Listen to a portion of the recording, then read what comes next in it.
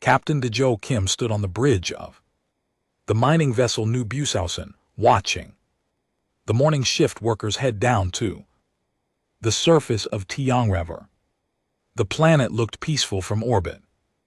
Green fields mixed with the silver gleam of the mining facilities. 50,000 people called this place home now. It had taken them 15 years to build something this beautiful. Captain, we have incoming.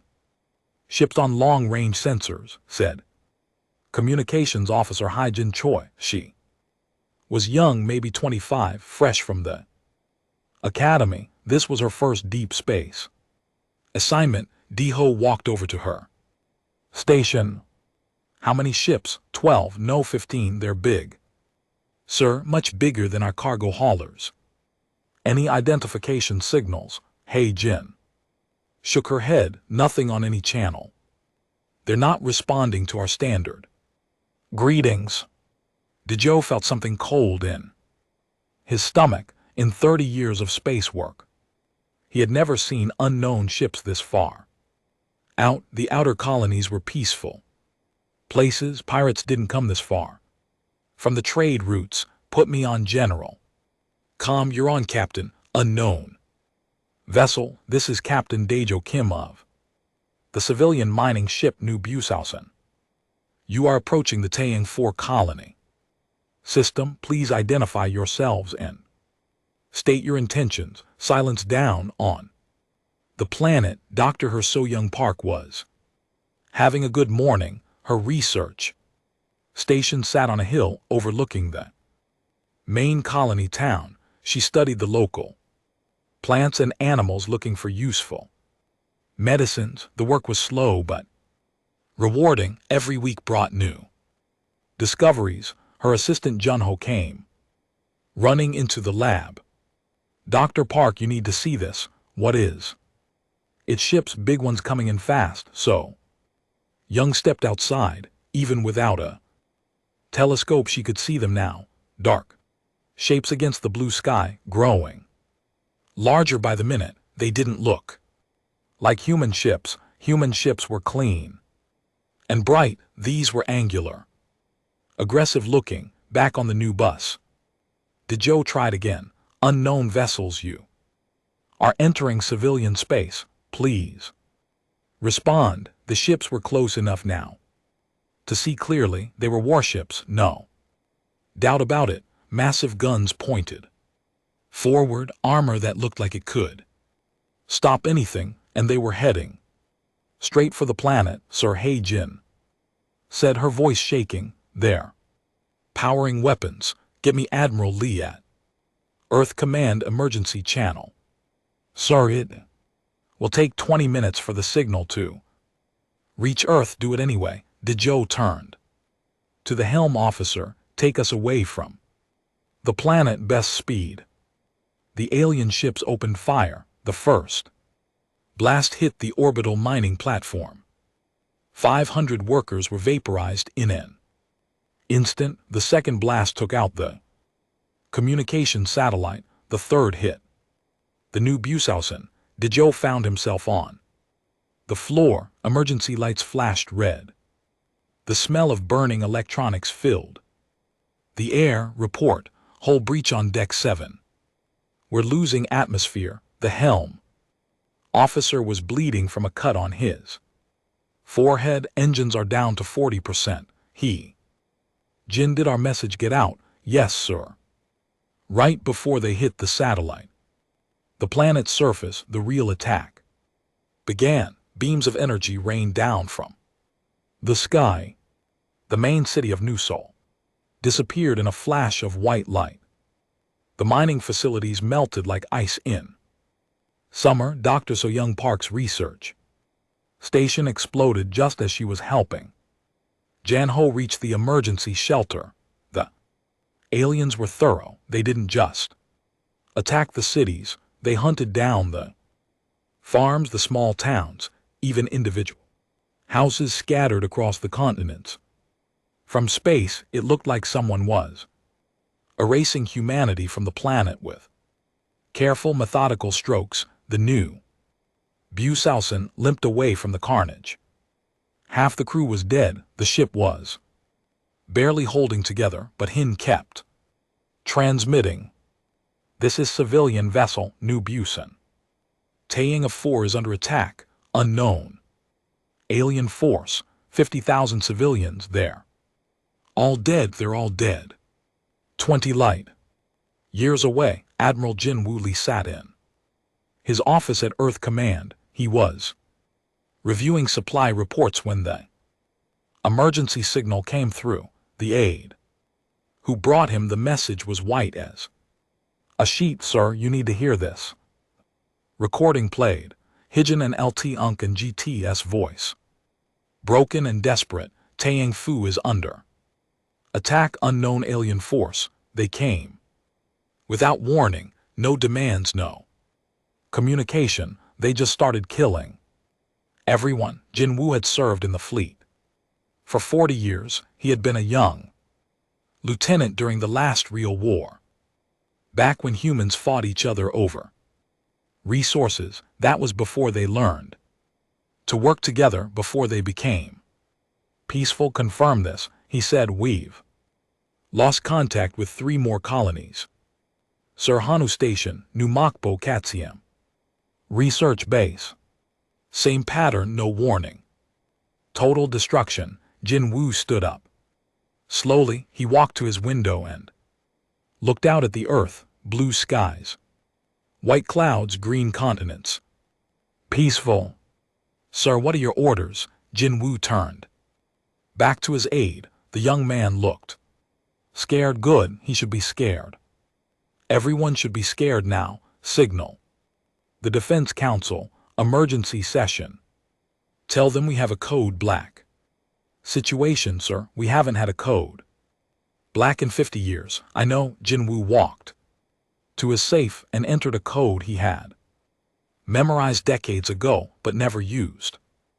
Inside was a single red key and tell Fleet Engineering to begin Thunder's Soul activation procedures. Sir, the Thunder Soul has been in mothball since the Unification Wars ended. I know. I was there when we decided to put it away. Jin Woo held up the key. I was also there when we swore to bring it back if anyone ever threatened human civilians again. The aide looked at the key like it was a poisonous snake. Sir, the Thunder Soul protocol was designed for human enemies. These are aliens. We don't know anything about them. We know enough. Jin Woo and LT Unk and GTS voice was cold now. They attack civilians without warning. They kill children. They think humans are weak. He slotted the key into his desk terminal. They're about to learn the difference between human peace and human weakness. Across the solar system, automated systems began to wake up. In the Titan shipyards, massive doors opened for the first time in 50 years. Lights came on in sections of the facility that had been dark for decades. Construction. Robots emerged from storage and began their work. The Thunder Soul battleship was 5 km long and covered in armor that could stop planet-killing weapons. Its main guns could crack moons. Its engines could push it faster than light itself. And it had been sleeping, waiting for the day when humanity needed to remind the universe why peace was a choice, not a weakness. On the bridge of his damaged ship, Captain Dejo Kim watched the stars. Somewhere out there, the aliens were probably celebrating their easy victory.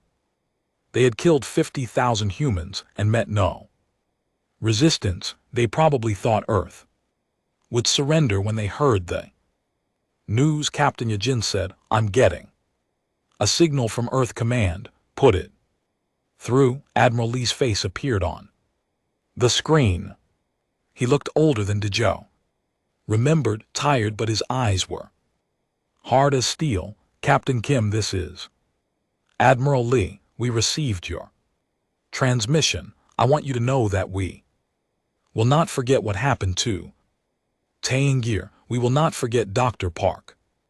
We will not forget the 50,000 civilians who died today. Sir, what are your orders? Get your people to safety, find a place to repair your ship, and then wait for what, sir? Admiral Lee's expression was like winter itself.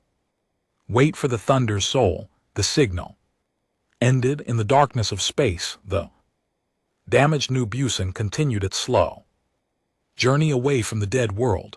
Behind them, alien ships patrolled the ruins of human civilization like wolves guarding their kill. But the wolves had made a mistake. They had attacked the wrong species. They had killed human children and thought there would be no consequences. They had mistaken 50 years of peace for 50 years of weakness. Deep in the solar system, ancient weapons were waking up. The Thunder Soul battleship was being prepared for war, and when it launched, the galaxy would remember why humans had spent so much effort learning to be peaceful, because when humans chose violence, they were very, very good at it. The Vorak had wanted to see what humans looked like when they were angry. Soon they would get their wish, and they would regret it for the rest of their very short lives. Admiral Lee stood in his office, still holding the red key. Outside his window, Earth looked as peaceful as ever, but deep in the shipyards of Titan, something terrible and beautiful was being born. The Thunder Soul would wake soon, and when it did, the galaxy would learn that there were worse things than human peace. There was human war. The aliens had made their choice when they opened fire on civilians. Now humanity would make theirs, and the universe would never be the same. In the depths of space, the new Bushausen sent out one final transmission, not to Earth this time, but on all frequencies, in all languages. This is Captain Dejo Kim of Earth. 50,000 human civilians are dead. You killed our children. You destroyed our homes. You thought we were weak. There was a long pause. When Dejo spoke again, his voice was steady and calm. You were wrong. The message traveled outward at the speed of light. In a few hours it would reach the nearest inhabited systems. In a few days it would spread across the galaxy, and everywhere it went, species would begin to understand that something fundamental had changed. The humans were no longer peaceful. They were hunting. Captain Wu Jinhan stood at the edge of the observation deck and watched his ship come alive. The Thunder's Soul had been sleeping in the Titan shipyards for 50 years now. Kilometer by kilometer it was waking up. Construction robots swarmed over the massive hull like metal insects. They removed the protective coating that had kept the ship safe during its long sleep. Beneath the gray covering, the real armor appeared, black as space, harder than diamond, and covered with energy patterns that hurt to look at directly. It's bigger than I remembered, said Commander Merjiang. She was young for a fleet officer, maybe 35. This would be her first assignment on a battleship. Everything was bigger. During the war, Wu Jin replied, we built things to last forever and kill anything. Did we really need something this large? Wu Jin looked at her. She had been born after the unification wars ended. Her generation had grown up in peace. They thought war was something that happened to other people in history books. We built the Thunder Soul to end wars, not fight them. The idea was simple: build something so terrible that no one would ever want to fight us again. And it worked. For 50 years, Wu Jin turned back to watch the awakening ship, until now, deep inside the Thunder Soul, Chief Engineer Baram Yun was having problems. The ship systems were more complex than anything built before or since. Some of the technology had been experimental even during wartime. After 50 years of sleep, nothing was working properly. The quantum fold generators won't sync, reported her assistant Tae Min. The power flows are all wrong. That's because they were never meant to be turned off. Borum said she was 60 years old and had worked on the Thunder's Soul during its original construction. She knew every bolt and wire in the massive ship. These systems are alive. You don't shut them down and restart them like a regular engine. So what do? We wake them up slowly, like a person coming out of a long sleep. Borum touched a control panel. Deep in the ship's core, something that was part machine and part something else began to stir. Easy now. Remember who you are. On the command deck, Admiral Jin Woo Lee was briefing the senior staff. Maps of the galaxy covered the walls. Red mark showed where human colonies had been attacked. The pattern was clear and brutal. 17 colonies destroyed in the last week, he said. No survivors, no communication attempts. They attack without warning and leave nothing alive. Who are they? Asked Captain Wu. Jin Han. We call them the Vorak. It's the closest we can come to pronouncing their name. They're a military confederation from the outer spiral. They've been conquering smaller species for centuries. What do they want? Near as we can tell, they want our space. Humans have been expanding for 300 years. We have good planets, rich systems, and useful trade routes. They probably see us as just another species to be removed. Commander Mara Song studied the tactical displays. Sir, their technology looks advanced. Their ships are large and well-armed. How do we know we can beat them? The room went quiet. Admiral Lee looked at Captain Han. Han looked at the floor for a long moment. Commander, have you ever studied the Unification Wars? Of course, sir. Required reading at the academy. Then you know that humans spent most of their history fighting each other. We got very good at it too. Good, yes, sir. What they history books don't tell you is why we really stopped fighting. It wasn't because we learned to love peace. It was because we got scared of ourselves. Han pointed to the Thunder's Soul through the window. We built weapons that could crack planets, ships that could sterilize solar systems. We created things so terrible that we locked them away and swore never to use them again.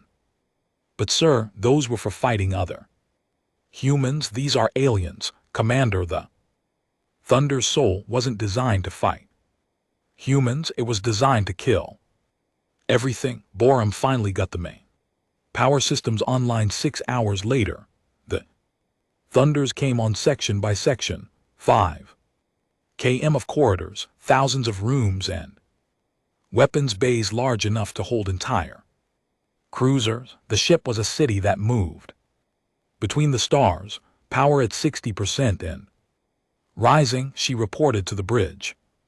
Quantum fold generators are syncing properly. The ship remembers how to be alive. What about the weapons? Asked Captain Han. The conventional weapons are ready. Plasma cannons, particle beams, kinetic rail guns, enough firepower to level a continent, and the special weapons. Borum was quiet for a moment. Sir, are you sure we need to activate those systems? The conventional weapon should be enough for most situations.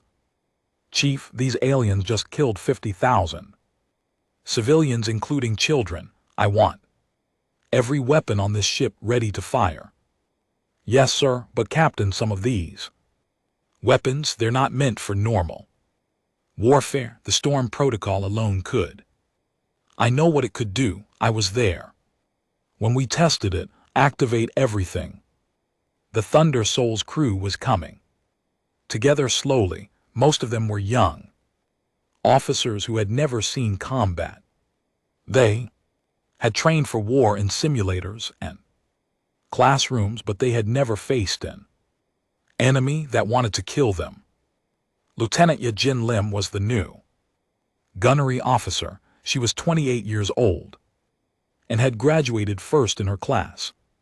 From the Naval Academy, she had requested assignment to the Thunder Soul because she wanted to serve on the most powerful ship in the fleet. Now she stood in the main weapons control center and wondered if she had made a mistake. The room was huge, dozens of control stations managed hundreds of different weapons. The targeting computers were so complex they seemed almost alive. "Ma'am," said her chief petty officer, "the main cannons are coming online."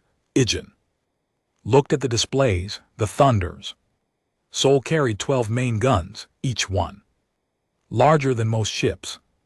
When they fired, they didn't just destroy targets, they erased them from existence. Run a full diagnostic. I want every system checked.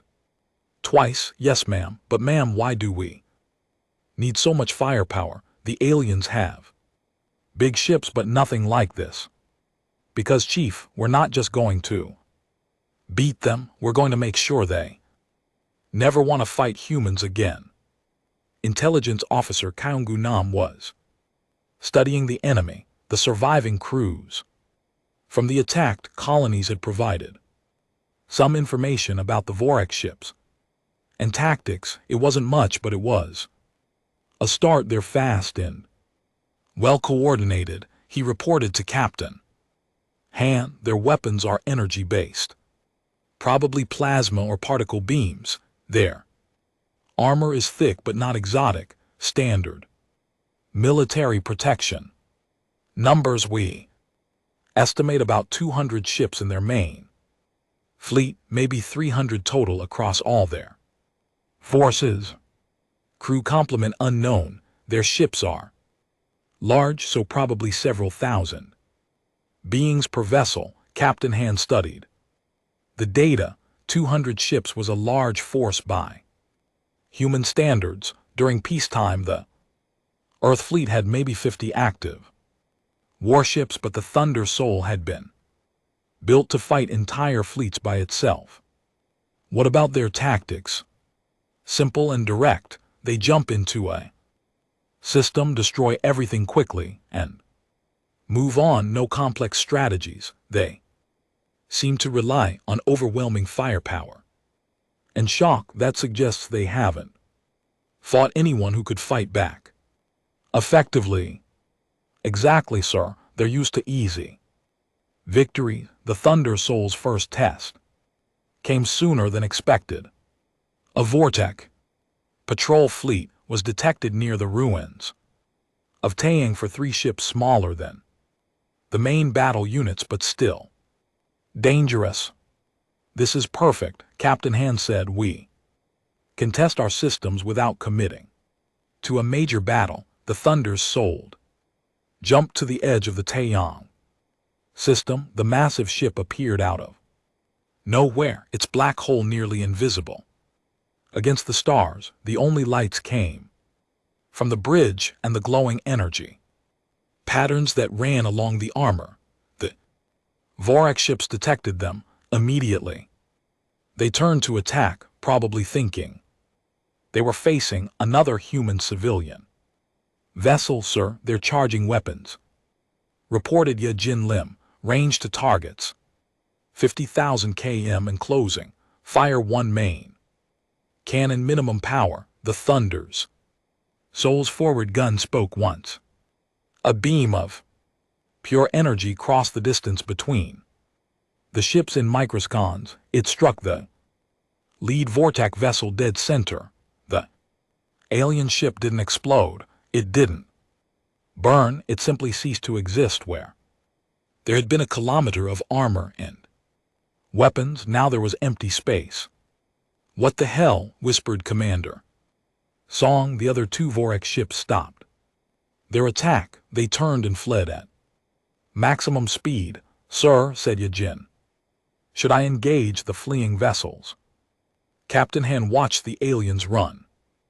Good. Fear was the beginning of wisdom. No, let them go. I want them to tell their friends what they saw. Back on the bridge, the crew was silent. They had all seen the weapon demonstrations during training, but seeing it used against a real target was different.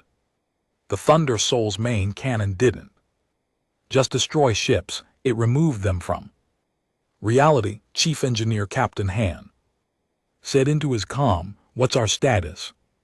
"All systems normal, sir. That shot used about 1% of our total power, and the special weapons ready when you are, Captain, though I still think we should be careful about using them." Noted. "Stand by for jump to Earth orbit." The Thunder Soul folded space around itself and disappeared. Behind them, the empty spot where the Vorex ship had been slowly filled with cosmic dust. Light years away, the surviving aliens sent desperate messages to their fleet commanders. They spoke of a human ship that appeared from nowhere and deleted their companion vessel with a single shot. They described the Thunder Soul moved through space like a black ghost. Captain Wujin Han stood on the bridge, watching the tactical displays. Each red dot represented a Vorex ship. Each one was a target. "Intelligence report," he ordered. Kaungu Nam stepped forward with his data pad. "Sir, we've located the main Vorex fleet, approximately 150 ships gathered near the Hanel system. They appear to be using the destroyed colony as a staging area." "What kind of ships?" "Mixed force heavy cruisers, destroyers and support vessels. Their flagship is massive, sir, nearly 3 km long. Crew estimates between 200 and 300,000 Vorex total across the entire fleet." Commander Muryang looked up from her station. "Sir, that's a lot of lives." Captain Han turned to look at her. His expression was cold. "Commander, they killed 50,000 human civilians, including children who had never hurt anyone. How many lives do you think their lives are worth?" "Sir, I didn't mean." "The answer is 0. Commander, their lives are worth exactly nothing." The bridge fell silent. This was the new reality. The old Captain Han, the peacetime officer who followed rules and worried about civilian casualties, was gone. What remained was something harder and infinitely more dangerous. Gunnery Officer Lim, report to the bridge. Yejin Lim arrived within minutes. She had been working in the weapons bay, calibrating the targeting systems. The Thunder Soul's guns were more precise than anything ever built. They could hit a single building from a million km away. "Captain, all weapon systems are optimal." "Good. I want you to plan an engagement against 150 enemy ships, sir, all at once." "Yes, how long would it take to destroy the entire fleet?" Yejun thought for a moment. She had run similar calculations in the simulator, but never with real targets. "Sir, with conventional weapons, approximately 12 minutes. With special weapons," she paused, 6 minutes, sir. "Maybe less. That seems excessive. We want them to suffer, not die instantly." "Yes, sir. Conventional weapons it is." War Prime Krulek stood in the command center of his flagship, the Void Render. Around him, his officers monitored the human fleet movements. The reports were troubling. The humans had only deployed one ship, but that ship was like nothing in their databases. Status of our scouts, he asked. We have lost contact with Patrol Groups 7, 12, and 15, reported his intelligence. Officer, the last transmission from Group 15 showed a human vessel of unknown design. Show me the recording. Played on the main screen, a grainy image of the Thunder Soul appeared, its hull black against the stars. The image quality was poor, but the ship's massive size was clear. How big is that vessel? Estimates range from 4 to 6 km in length. War Prime, it appears to be heavily armed, one ship, Cruel said. Slowly, they send one ship against our entire fleet. Perhaps it is a negotiation vessel, suggested his tactical officer. Maybe they wish to surrender. Or maybe, said another voice, they think one ship is enough. Krulex turned to see who had spoken. It was Subcommander Vex, his youngest officer. Vex had studied human military history as part of his intelligence training. Explain. War Prime, the humans have an unusual approach to warfare. Most species build many small ships. Humans build fewer ships but make them much more powerful. This vessel may be their primary battle unit. One ship cannot defeat 150. With respect, sir, we thought 100 ships could not lose to unarmed civilians. We were wrong about human defenses. Krulex considered this. The young officer had a point. Every assumption they had made about humans had proven incorrect. They had expected easy surrender and found fierce resistance. They had expected weak defenses and found weapons that could erase ships from existence. Double our patrol coverage. I want to know where that ship is at all times. But the Thunder Soul was already hunting. Captain Han had divided the Vorak fleet into smaller groups and was eliminating them one by one. The tactic was simple but effective. Jump in. Destroy everything. Jump out. No communication, no warning, no mercy. The first attack came at dawn local time, near the outer edge of the Hanel system. A Vorak patrol of 6 ships was conducting routine reconnaissance. The Thunder Soul appeared behind them. Without warning, targets acquired. Reported Yajin Lim, range 15,000 km. Fire. 6 beams of energy reached out from the Thunder Soul. 6 vortex ships became expanding clouds of debris. The entire engagement lasted 8 seconds. Jump. Coordinates laid in, sir, reported the navigation officer. Execute. The Thunder Soul vanished, leaving only wreckage and confusion. The second attack came 6 hours later. A supply convoy heading toward the main fleet found itself facing the massive human warship. The convoy had an escort of 12 destroyers. None of them survived. By the end of the first day, the Thunders had destroyed 47 Vorthak vessels. The aliens began to understand. They were not fighting a battle. They were being hunted. War Prime, said the communications officer. We're receiving panic signals from across the fleet. Ships are requesting permission to withdraw. Withdraw to where? Krulex demanded. That human ship can appear anywhere. Perhaps we should attempt communication. Try to understand what they want. We know what they want, said Subcommander Vex. They want us dead. On the Thunder Soul intelligence officer Kaungu Nam was monitoring Vorak communications. The EA quantum sensors could intercept their signals from across the system. What he heard made him smile for the first time in weeks. Captain, the enemy is in full panic. They're reporting that we can strike anywhere at any time. Some of their commanders are recommitting. That their species fight an enemy like us good, fear will make them sloppy. Sir, there's something else there. Trying to understand our capabilities. They don't know how we can appear and disappear so quickly, let them wonder. Mystery is another weapon, the thunder. Sol's next target was more challenging. A battle group of 24 heavy cruisers had formed a defensive formation near one of the system's moons. They were ready for attack, weapons charged and shields at maximum. Interesting, Captain Han said, as he studied the tactical display. They're learning. Should we abort, sir?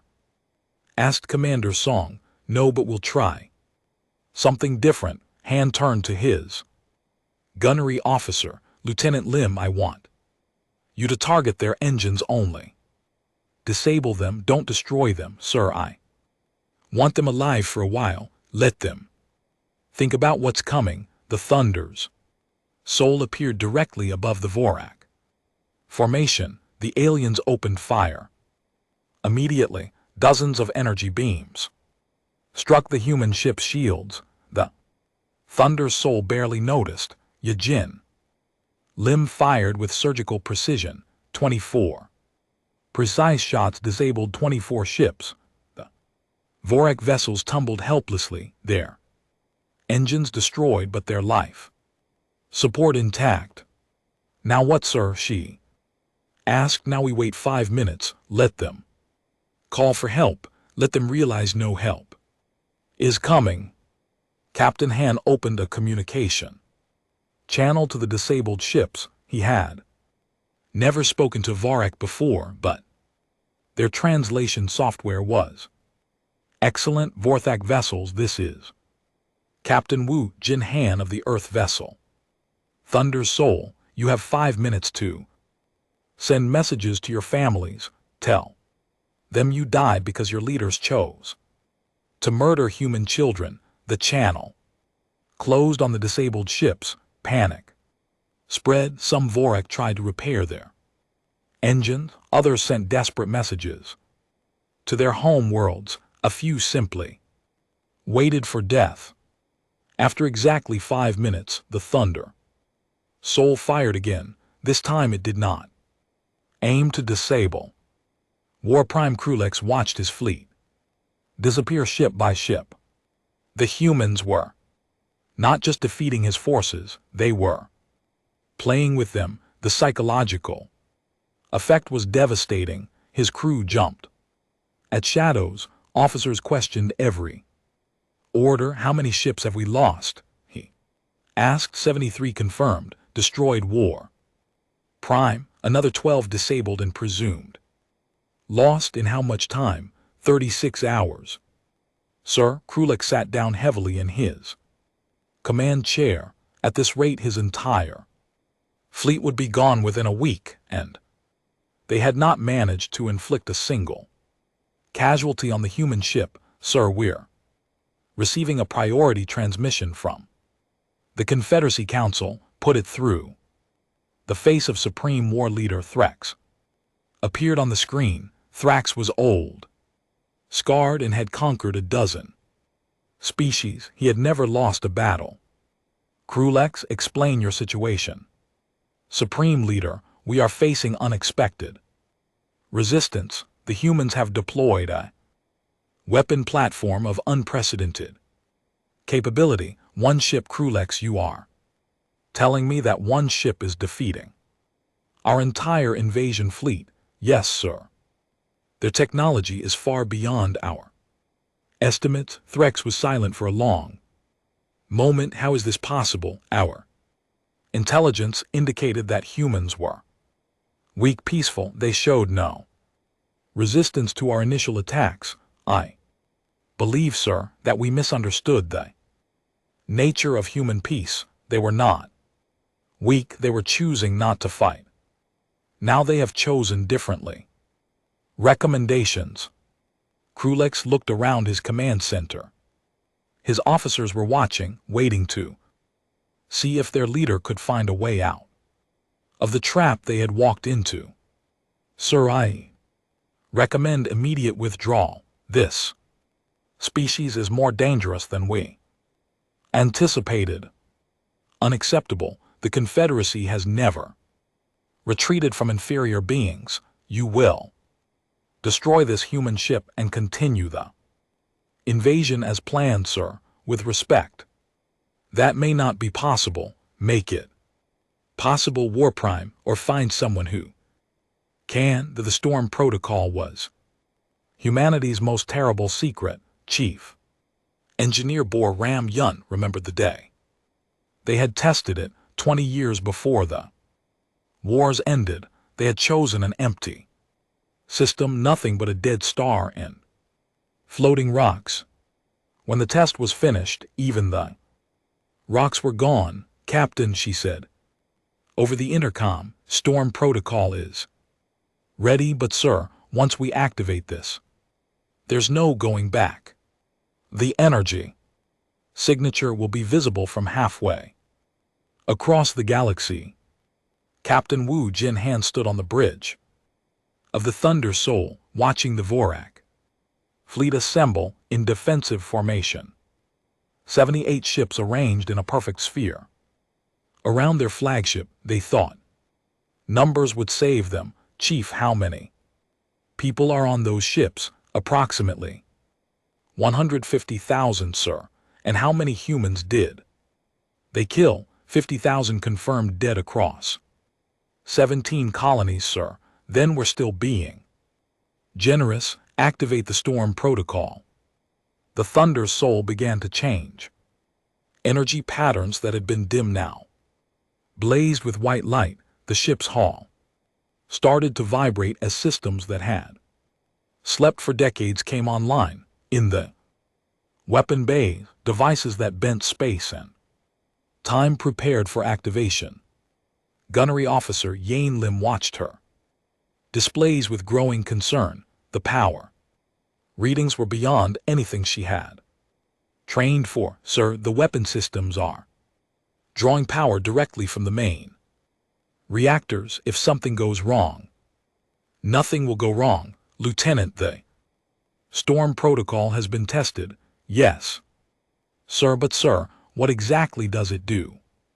Captain Han looked at her. It turns an entire region of space into a killing field. Anything within 50,000 km of us will cease to exist. War Prime Krulex felt the change in space itself. His sensors detected massive energy buildups from the human ship. Whatever they were planning, it was drawing more power than his entire fleet combined.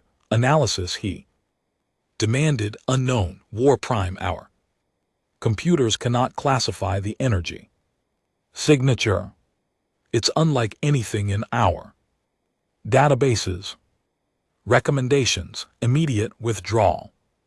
Sir, whatever they're preparing, we should not be here when it activates. We cannot withdraw. The Confederacy expects victory, sir. The Confederacy expects us to survive long enough to achieve victory. Krulex looked at his tactical officer. The younger Vorak was right, but admitting it meant acknowledging that their entire invasion had been a mistake. Pride weared with survival instinct. Pride lost. All ships begin withdrawal. Maximum speed, but it was too late. The Thunder Soul activated the Storm Protocol. Space itself screamed. Reality twisted as the Thunder Soul's weapon system reached into the foundation of physics and broke several important laws. What happened next was difficult to describe in normal language. The area around the Thunder's Soul became a storm of energy and matter. Quantum fields collapsed in reformed. Gravity became a suggestion rather than a law.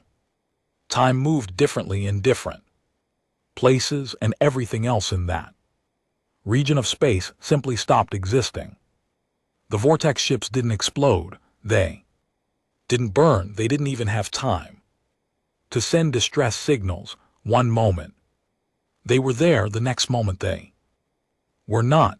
78 ships and 150,000 lives became nothing more than empty space. Storm protocol deactivated, reported. Boom Yoon, all systems normal. Captain Han looked at the tactical display where the Vorak fleet had been. There was now nothing, not even debris. The storm protocol had erased them so completely that it was as if they had never existed, sir, whispered Commander Song. What have we done? We've sent a message, Han replied, to every species in the galaxy. News of the Battle of Huel spread quickly. The galactic communications network carried the story to every inhabited system within days. Most species refused to believe it at first. One ship destroying an entire fleet was impossible. Then the recordings arrived. A cargo hauler had been passing through a nearby system when the storm protocol activated. Their long-range sensors captured the entire event. The footage showed the Vorak fleet assembling, the Thunder Soul approaching, and then nothing, just empty space where 150 ships had been. Elder Council Speaker Mithros watched the recording for the 20th time. He was over 800 years old and had seen many wars, but he had never seen anything like this. How is such a weapon possible? He asked his science advisor. We don't know, Speaker. Our physicists believe they somehow weaponized quantum field collapse. The mathematics alone should be impossible, and this ship, the Thunder Soul, it survived its own weapon. Apparently the energy readings suggest they have some form of protection we don't understand. Mithro sat back in his chair. The Elder Council had maintained galactic peace for centuries through careful diplomacy and the thread of collective action. Now, one species had weapons that made all their carefully balanced treaties meaningless. Contact the human government immediately. Speaker, we've been trying. They're not responding to any diplomatic channels. What about the ship itself? The Thunder's Soul has not acknowledged any communication attempts. Then they intend to continue hunting, so it appears. Speaker, Ambassador Yoonji Shin received her orders while serving at the Earth Embassy on Century Prime. She was a career diplomat who had spent 20 years building relationships with alien species. Her job was to maintain the peaceful contact that humans had enjoyed since first contact. Now her orders were very different. You will establish a new diplomatic protocol, Admiral Lee told her over the encrypted channel. Every species that wants to maintain relations with humanity will acknowledge that human space is absolutely inviolate. Any attack on human civilians will result in immediate and total retaliation. Sir, that's essentially demanding submission from the entire galaxy. Yes, it is, sir. What if they refuse? What if other species decide that humans have become too dangerous? Then they can ask the Vorak, what happens when you threaten humans? Admiral Lee's expression was granite. Oh wait, they can't, because the Vorak no longer exists. The Thunder's Soul continued its hunt across 3-star systems. Any ship flying Vorak colors was destroyed on sight. Captain Han had divided his crew into hunting teams. Each team tracked different groups of fleeing aliens. Sir, reported Kyunggu. Nam, we've detected a group of Vorthak ships attempting to reach neutral space. 12 vessels heading for the Calarian trade zone. Intercept course. We can't let them escape to threaten other species. Sir, the Calarians are asking for clarification of our intentions. Their Worried about their sovereignty, tell them we have no quarrel with Calarian civilians, we're simply removing a pest. Problem, the Thunder Soul jumped ahead of the fleeing Vorak ships when they aliens dropped out of faster than light travel. They found the massive human warship waiting for them. This time Captain Han opened communications. Vorak vessels, this is Captain Han. You attacked human civilians, you killed human children, you thought humans were weak. On the lead Vorak ship, the commander tried to respond. Human captain, we wish to negotiate. There will be no negotiation. There will be no mercy. There will be no survivors. The Thunder's Soul fired. 12 ships became cosmic dust. The Calaran observers watched in silence. The human ship had destroyed the Vorak vessels so quickly they barely had time to register the attack, and it had done so without causing any damage to Karen space or property. Karen trade zone, this is Captain Han of the Thunder Soul. The pest removal is complete.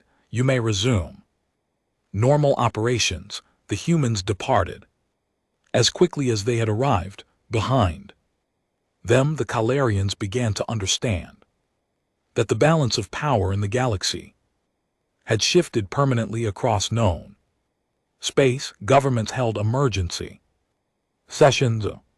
Military commanders studied the recordings of human weapons. Scientists tried to understand how the storm protocol was possible. Everyone reached the same conclusion. Humanity had been peaceful by choice, not necessity. Warp Prime Krulex found himself in command of the last intact Vorak force. 37 ships hiding in the outer system, trying to avoid the Thunder Soul's sensors. His officers were terrified. Half of them wanted to surrender. The other half wanted to run to the edge of the galaxy. War Prime, we could contact their government directly, offer full reparations for the colonies we destroyed, and admit that the Confederacy was wrong to attack them. Sir, the Confederacy no longer exists. Half our worlds have declared independence rather than face human retaliation. The other half are demanding your removal from command. Krulex looked at his tactical displays, where once he had commanded 300 ships and been the terror of lesser species. Now he hid with a handful of survivors afraid to move. Sir, there's something else. Our long-range sensors have detected other human ships, dozens of them, all heading toward Confederacy space. What kind of ships? Unknown design, sir, but if they're anything like the Thunder Soul, Krulex closed his eyes. He had started this war thinking humans were weak prey. Now his entire species faced extinction because of his mistake. Open a channel to the human ship, sir. I said open a channel. It's time to end this. The Thunder's Soul received the transmission while hunting the last Vorak supply depot. Captain Han listened to Warp Prime Krulex's words. Without expression, human commander, I am Warp Prime Krulex of the Vorthak Confederacy. I wish to discuss terms of surrender. Han looked around his bridge. His crew was waiting to see how he would respond. The Thunder's Soul arrived at Vorak Prime like a dark moon. The planet below was beautiful in the way that most inhabited worlds were beautiful. Blue oceans, white clouds, green continents, dotted with cities. 8 billion Vorthak lived on the surface, most of them civilians who had never even heard of humans until the war began. Captain Wu Jin Han stood on the bridge and looked down at the world that had sent killers to murder human children. Part of him wanted to activate the storm protocol and erase the entire planet. It would be justice. It would be final end. It would send a message that no species would ever forget, but it would also make him a monster, Sir said. Intelligence Officer Kyung Nam, we're receiving thousands of transmissions. From the surface, surrender offers peace. Proposals, requests for mercy, any word. From their government, the Confederacy. Council has been dissolved, Sir. The planet is under emergency civilian administration. They're asking for terms. Commander Muryang looked up from her station. Sir, what are your intentions? Han was quiet for a long moment. Below them, 8 billion lives waited to see if humanity would choose mercy or vengeance. The choice would define what humans became in the galaxy. Open a channel to the planet. Channel open, sir. People of Orth Prime, this is Captain Wu Jin Han of the Earth. Vessel Thunder's Soul, your military forces attacked human civilians without warning or cause. They killed 50,000 innocent people, including children. On the planet below, every communication device carried his words. Vorak families gathered around their screens, waiting to hear their fate. Your war crime. Krulex and his officers will be tried for war crimes. Your military fleet has been destroyed. Your government has fallen. You are now under human protection. Protection, whispered Commander Song. Han continued his broadcast. The species that chose to make war on humans will now learn what human peace actually means. You will be relocated to suitable worlds under human supervision. You will rebuild your civilization under human law, and you will never again threaten any innocent species. He paused. This is not negotiable, but it is mercy, more mercy than you showed our children. The channel closed. On the planet below, 8 billion, Vorak began to understand that their world had changed forever. 6 months later, Ambassador Yunji stood in the Grand Assembly of the Elder Council. The massive chamber held representatives from 200 species. All of them were staring at her with a mixture of fear and respect. The question before this assembly, said Speaker Mithros, is how to integrate humanity into the existing galactic order. Yunji smiled politely. Speaker Mithros, I believe you misunderstand the situation. Humanity is not seeking to integrate into the existing order. We are announcing the new order. The chamber erupted in angry voices. Representative after representative stood to protest. Humans were newcomers to galactic politics. They had no right to dictate terms to ancient civilizations. Yunji waited for the noise to die down. When it was quiet again, she activated a holographic display. The image showed the Thunder's Soul battleship floating space near the council station. This is the Thunder's Soul. It is currently in orbit around this station. Its weapons are powered down, but they remain operational. Are you threatening this assembly? Demanded the Calderian representative. No, I'm explaining reality. Yunji touched a control and the display changed. Now it showed the empty space where the Vorak fleet had been destroyed. The Vorak Confederacy believed they could attack human civilians without consequences. They learned otherwise. She changed the image again. This time it showed Vorthak refugees being relocated to supervised worlds. Their survivors now live under human protection. They are fed, housed, and safe, but they are also watched. They will never again have the opportunity to threaten innocent lives. What does humanity want from the rest of us? Asked Speaker Mithros. Simple. Human space is inviolate. Any attack on human civilians will result in immediate and total retaliation.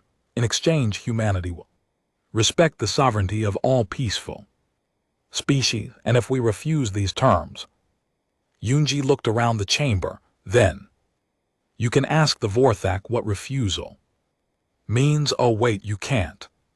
Their government no longer exists. The assembly was silent. Outside, the thunders waited like a sleeping predator. Fleet Admiral Minyu took command of the expanded human fleet from his flagship, the New Harmony. Unlike the Thunder's Soul, it was a ship built for peacetime, diplomatic missions, humanitarian aid, trade protection, but even the New Harmony carried weapons that could level cities. Admiral reported his aid. We've received requests for human protection from 12 species in the past month. What kind of protection? The usual pirates, territorial disputes, aggressive neighbors. They want human ships to patrol their space, and our response: we provide protection in exchange for favorable trade agreements and diplomatic recognition of our territorial claims. Minyu nodded. It was a good arrangement. Humanity got what it wanted through the threat of force, rather than the use of it, much more efficient than actually fighting wars. Any word from the Thunder's Soul? Captain Hannah still refusing promotion and transfer orders. He says his job isn't finished. What job? The Vorek are defeated. Unknown, sir. He won't explain. The Thunder Soul patrolled the edge of human space like a guard dog. Captain Han had reduced his crew to a skeleton team of volunteers. Commander Song had transferred to a regular fleet assignment. Most of the original crew had requested new postings after the war ended. Only the core group remained. Han himself, Boram Yun, Yajin Lim, and Kyunggu Nam. They called themselves the Watchers. Their job was to make sure no one forgot what happened when humans were threatened. Sir, said Kyunggu, we're receiving a distress call from the New Shanghai colony. They report unknown ships in their system. Identification: unknown species. Sir, they're calling themselves the hegemony of Rix. Han looked at the tactical display. Another aggressive species looking for easy prey. They probably had no idea what had happened to the Vorek. Set course for New Shanghai. Best speed. Yes, sir. The Thunder Soul jumped to faster than light speed across the galaxy. Automated systems detected the massive energy signature and updated their tracking databases.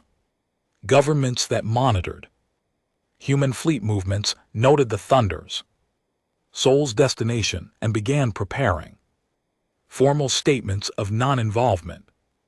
The hegemony of Rix had never heard of humans. They were a young species, aggressive and expanding rapidly. When their scouts found the New Shanghai colony, they saw easy conquest, a single world lightly defended, far from any major fleet bases. Their attack fleet was smaller than the Vorek force had been, only 20 ships, but they approached the human colony with the same arrogance that had doomed their predecessors.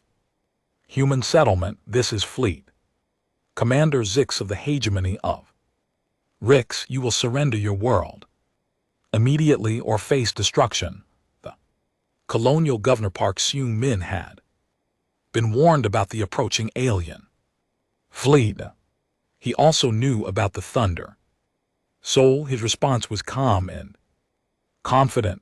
Rick and LT Unk and GTS vessels. This is Governor Park of New Shanghai. You are hereby ordered to leave human space immediately.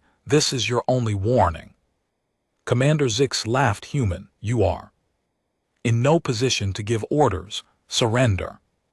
Or die as you wish. The Thunder Soul appeared. Commander Zix had perhaps 3 seconds to register the massive human warship before his fleet ceased to exist. 20 ships became expanding clouds of plasma. The engagement lasted longer than usual because Captain Han chose to destroy them one by one rather than using area weapons. He wanted the galaxy to see exactly what happened to species that threatened humans. New Shanghai. This is Captain Han. The pest problem has been resolved. Thank you, Thunder's Soul. Governor Park sends his regards.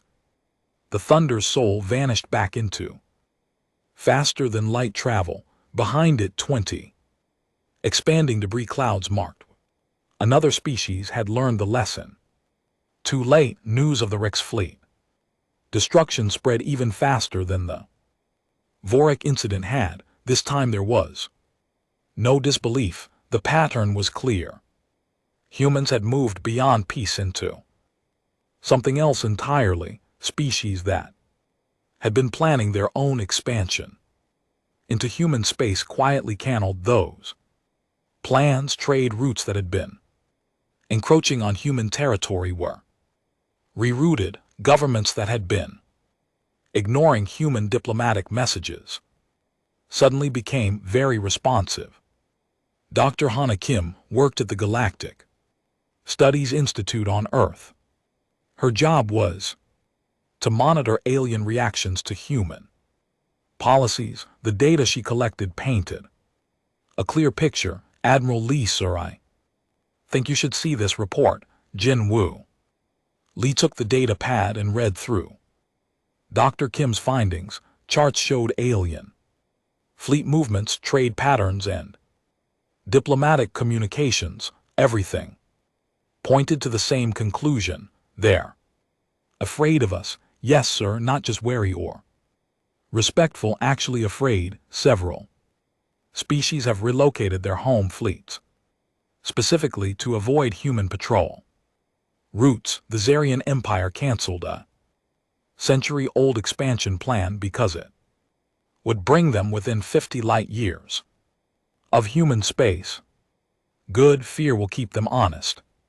Sir, there's something else. We're detecting significant military buildups in remote systems. Species that were previously peaceful are suddenly building warships against each other. We don't think so, sir. The pattern suggests they're preparing for the possibility of human expansion. Admiral L.